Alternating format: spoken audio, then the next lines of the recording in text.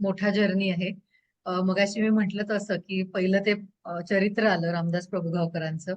पुन्हा उर्मिला सुरू झाली आणि मी जे ठरवलं होतं की मी कुठून तिला सुरुवात करणार, त्याच्यासाठी मला पुरातत्व जो आपला विभाग असतो म्हणजे उत्खनन हे कसं होतं ह्याचा अभ्यास करणं पण मला गरजेचं होतं. तर मी तेही सगळं वाचन सुरू केलं.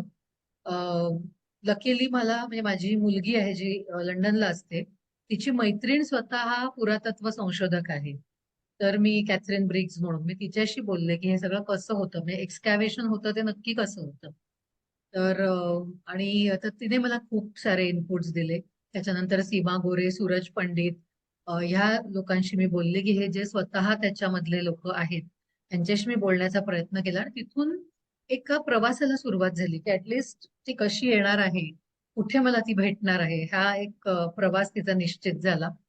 आणि त्याच्यानंतर मला जाणवलं की मी एक पर्वत चढण्याचा प्रयत्न करते आणि हे खूप कठीण आहे. ह्याचं मला म्हणजे अनेकदा असं वाचत वाचत मला असं वाटायचं की आता नाही ह्याच्या पुढे किती वाचू आणि हे नक्की मला जमणार आहे का, आणि कुठेतरी परत ती उर्मिला मला बळ द्यायची की नाही जमेल आणि मी पुन्हा पुन्हा पुढे जाण्याचा प्रयत्न करायचे.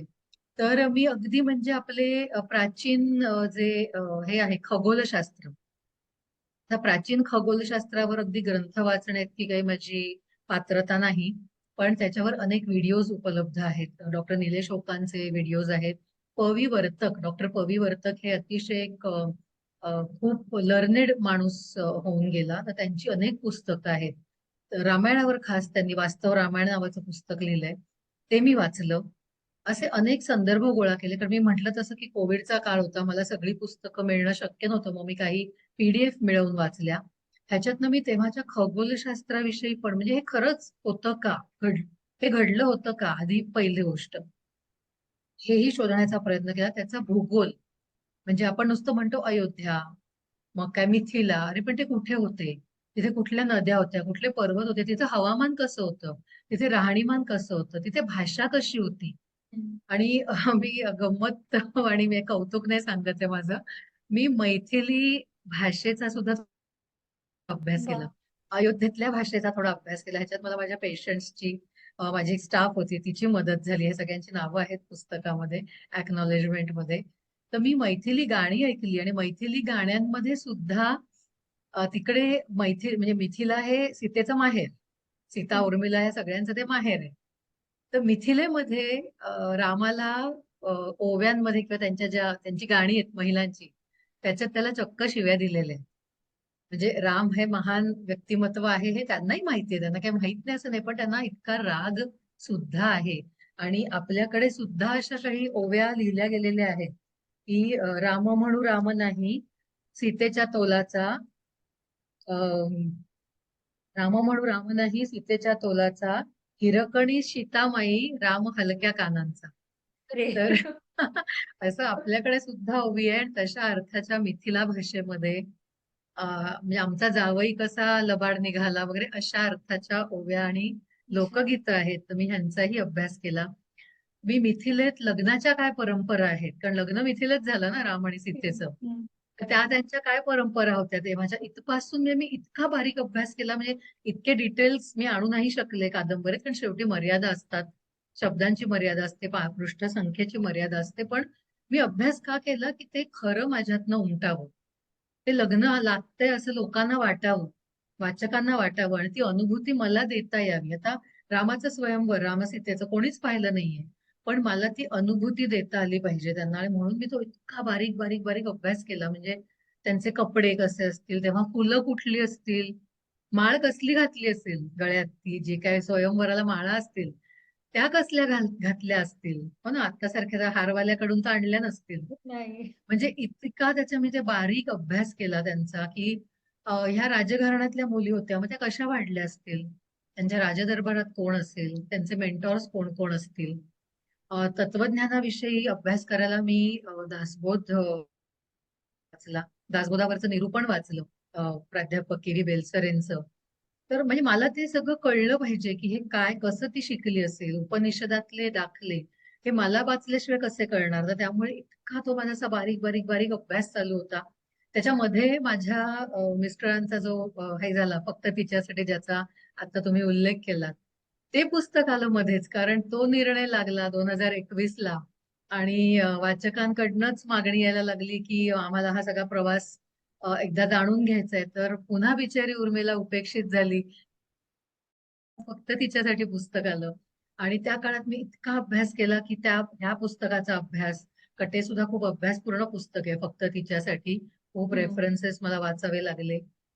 खूप जणांच्या मुलाखती घ्यायला लागल्या आणि अशी मध्ये मध्ये उर्मिला त्या पॅसेंजर गाड्या सायडिंगला काढून ठेवतात ना, सिग्नल मिळाला की त्या पुढे जातात, परत थबकतात. तसं काहीतरी चाललं होतं उर्मिलेचं. आणि मी म्हटलं की नाही, पण चिवटपणे प्रयत्न सोडायचे नाहीत. त्यामुळे मी अभ्यास माझा चालू ठेवला आणि संदर्भ ग्रंथांमध्ये मी नावं दिलेली आहेत. उर्मिला पुस्तकाच्या पाठी संदर्भ ग्रंथांची सूची आहे आणि तीच बरीचशी मोठी आहे. मी तीच वाचून दाखवते मी काय काय वाचलं त्यावेळी. वाल्मिकी रामायण, श्रीमद वाल्मिकी रामायण, तुलसी रामायण, वास्तव रामायण, श्रीराम हे डॉक्टर विनय म्हणून यांचं हिंदी पुस्तक आहे, मी ते वाचलं. नंतर दासबोध मी मगाशीच म्हटलं. शापिता नावाचं एक गुजरातीतला एक अनुवाद वाचला मी, मिनल दीक्षित नावाच्या लेखिकेनं लिहिलेला. तो कैकई विषयी आहे, पण मी मुद्दाम वाचला की कैकईचा काय हे असेल त्याच्यामध्ये. अर्थात ही काल्पनिक कादंबरीच आहे, पण मला अनेक व्यक्तिरेखांचा अभ्यास करायचा होता. देवदत्त पटनायकांचं सीता वाचलं मी. निलेश ओकांचे व्हिडिओ आणि अनेक त्यांचे मी प्रबंध वाचले.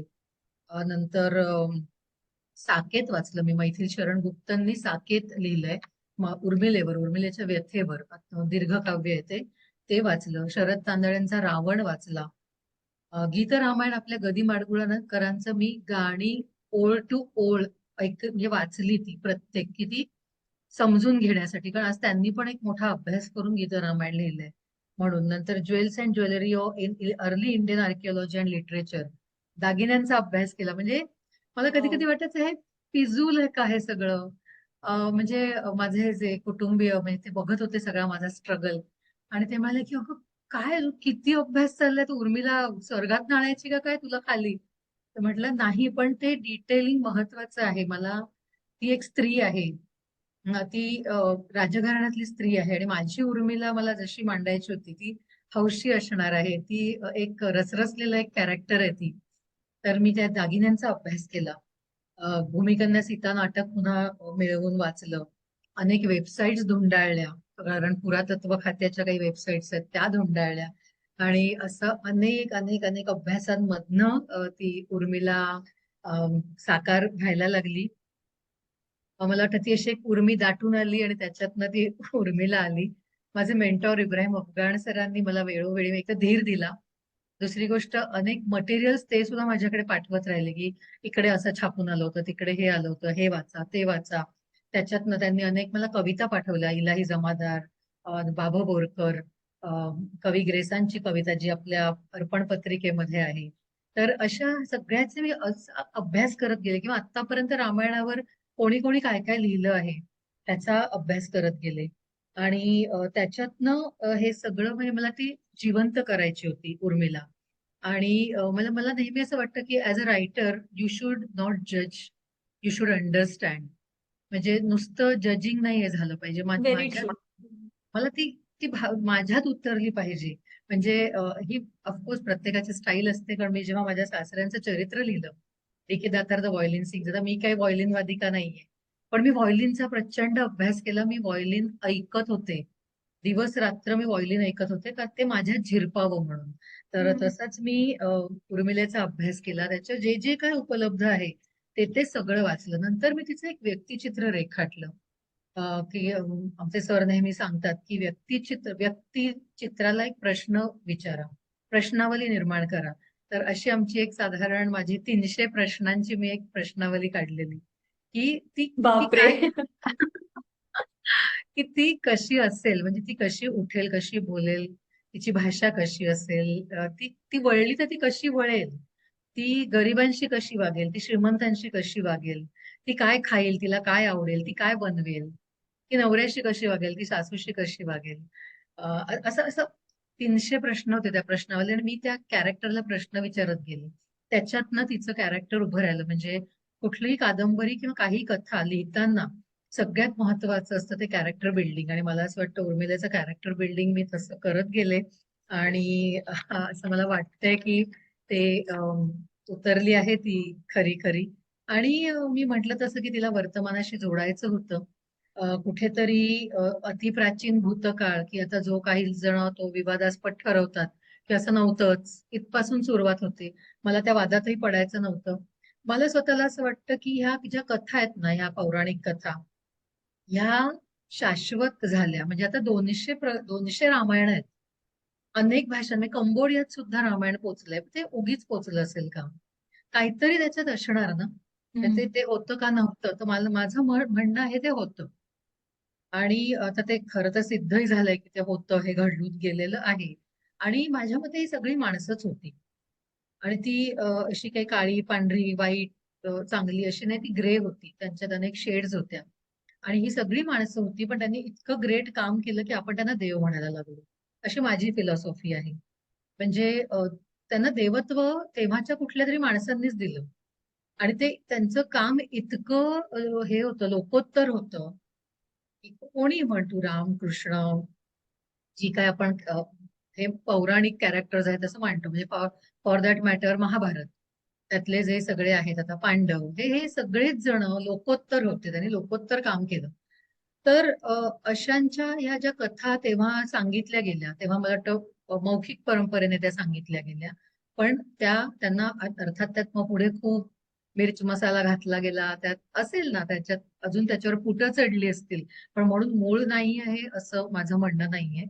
आणि ती होती माणसं, त्यांच्या गोष्टी होत्या, आणि म्हणून ती लोकोत्तर होती, म्हणून त्या गोष्टी वैश्विक झाल्या. आणि हे मी मानते. तर त्याच्यामुळे त्याच्यावरून ही सगळी उर्मिला उलगडत गेली. आणि असा त्याचा प्रचंड प्रचंड अभ्यास केला मी. अर्थात मला ग्रंथालीने खूप सपोर्ट केलं. ग्रंथालीने 2 वर्ष मला सांगितलं होतं की आम्ही घेतली उर्मिला, तुम्ही लिहा. तर तिच्यावर संस्कार करताना सुद्धा मला अरुण जोशींची खूप मदत झाली, आमचे संपादक ग्रंथालीचे. आणि सतीश भावसारांचं मी खास कौतुक करू इच्छिन, कारण त्यांनी जी उर्मिला साकारली त्या मुखपृष्ठावर, तर मी मुद्दाम दाखवू इच्छिते की इतकं त्यांनी ते सुंदर मुखपृष्ठ तयार केलं त्याचं. त्या ती उर्मिला म्हणजे अगदी त्या एका मुखपृष्ठात ती झलक मिळते. मागे अयोध्या आहे, सरयू नदी वाहतीये, आणि खरंच. ती उर्मिला, आणि तरी ती रथ आहे तिच्या मागे. म्हणजे तिचं कॅरेक्टर त्यांनी दाखवलंय तिथे. तर अशी ही उर्मिला आली.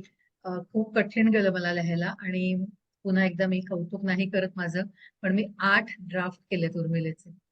जनरली कादंबरी लिहिताना 2 किंवा 3 ड्राफ्ट मध्ये ती पूर्ण होते. ड्राफ्ट म्हणजे आपण रिराईट करतो, करेक्शन्स करत जातो. मी 8 ड्राफ्ट केले. मी 3 ड्राफ्ट झाल्यावर कोणाकोणाला वाचायला दिली होती. आणि मी समाजातल्या प्रत्येक स्तरातल्या लोकांना वाचायला देते.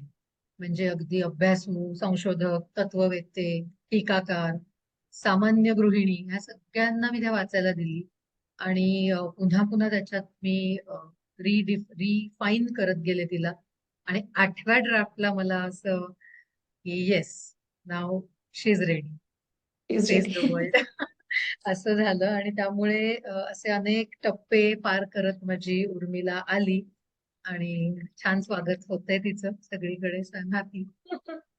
ताई, खरं तर तुमचं किती कौतुक करू मला समजत नाहीये, कारण तुम्ही तुम्ही आता जे म्हणालात, तुम्ही किती प्रमाणात ह्याच्या मागे अभ्यास केलाय.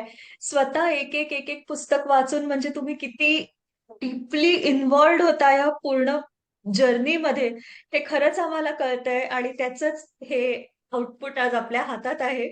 आणि खूप कौतुक वाटतंय खरंच. म्हणजे फक्त एक पुस्तक वाचण्यापेक्षा तुमच्याकडून जे आता ऐकलंय, ह्याचा मागचा संपूर्ण प्रवास, तो खरंच खरंच खूपच, म्हणजे तुमच्याविषयी आदर वाढलाय. कारण तुम्ही इतका अभ्यास करून ते लिहिलंय त्याबद्दल.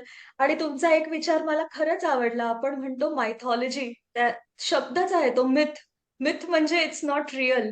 पण मला नाही वाटत तुम्ही ह्या सर्व पात्रांना किंवा ह्या कथांना मिथ समजून हे केलेलं आहे. तुम्ही त्याला हिस्ट्री समजून, हिस्ट्री म्हणजे जे एक्झिस्टन्स मध्ये होते काही वर्षांपूर्वी, आणि त्यांचं तुम्ही त्याला मिथ न मानता हिस्ट्री मानून केलंय, म्हणून ते इतकं सुंदर उत्कृष्टपणे त्याचं सादरीकरण झालेलं आहे. खरंच तुमचं खूप खूप कौतुक ताई. मी म्हणजे कोणत्या शब्दात तुमचं अभिनंदन करू मला खरंच कळत नाहीये. आणि खूप तर तुम्ही पुस्तकाविषयी बोललात. मला वाटतंय उर्मिला चांगली आली. ती अगदी उत्कृष्टच जमली आहे. कारण जेव्हा हे पुस्तक आमच्या घरात आलं कुरिअरनी, तर सगळ्यात आधी माझ्या आईनी ते उघडलं होतं आणि मला माहित नाही पूर्ण तर ती वाचतेच आहे. शी इज इन द प्रोसेस. पण तिने कोणतं पान उघडलं आणि काय चाललं मला माहित नाही. तिच्या डोळ्यात थोड्या वेळाने पाणी होतं. हो. मी आतनं आले खोलीतनं, मी तिला बघितलं, म्हटलं, "काय करतेस?" तिच्या डोळ्यात अक्षरशः पाणी होतं. ती म्हणाली, "तू वाच, तुला कळेल मी का रडले ते." मी त्याच्यानंतर तिला हे पण नाही विचारलं, "नाही, तू कोणत्या पानावर होतीस सांग, कारण मला स्वतःलाही ते वाचायचंय." पण इतक्याशा मिनिटांमध्ये हा इम्पॅक्ट होता आणि तो मी प्रत्यक्ष बघितलाय. तर वाचकांना हे पुस्तक किती आवडत असेल ह्याची मला खरंच कल्पना येत आहे पूर्णपणे, आणि आपले खूप खूप अभिनंदन ताई.